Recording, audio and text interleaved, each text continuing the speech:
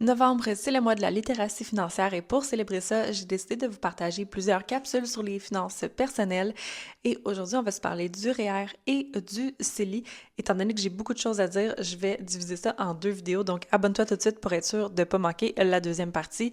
Aujourd'hui, on va parler du REER. Donc, REER, ça signifie Régime enregistré d'épargne retraite et comme son nom l'indique, c'est un compte qui est fait pour épargner en prévision de la retraite. Les sommes qui sont déposées dans le REER vont venir réduire le revenu imposable et de la même façon, quand on retire de l'argent, ça va être imposable, donc ça va venir s'ajouter à nos revenus de l'année. Donc, en quelque sorte, quand on dépose de l'argent dans notre REER, c'est comme si on faisait un report d'impôt.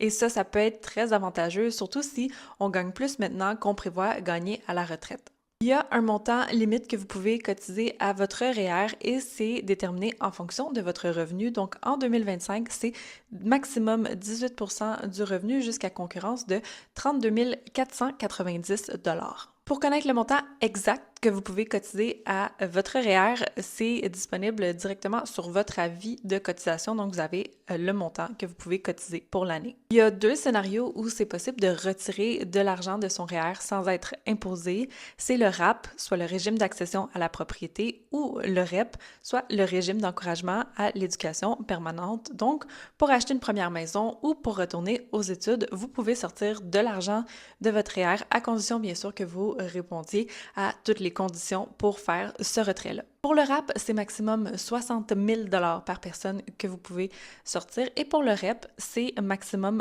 10 000 par année jusqu'à concurrence de 20 000 et dans les deux cas, ces montants-là vont devoir être remboursés dans le REER dans les années suivantes.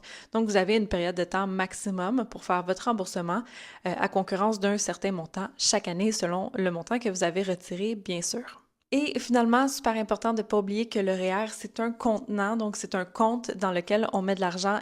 Et une fois que l'argent est déposé dans ce compte-là, eh bien, il faut l'investir pour être sûr de faire fructifier cet argent-là. Donc, quand on investit, bien, généralement, ça va être en fonction de notre horizon de temps et notre profil de risque. Donc voilà qui fait le tour pour le REER.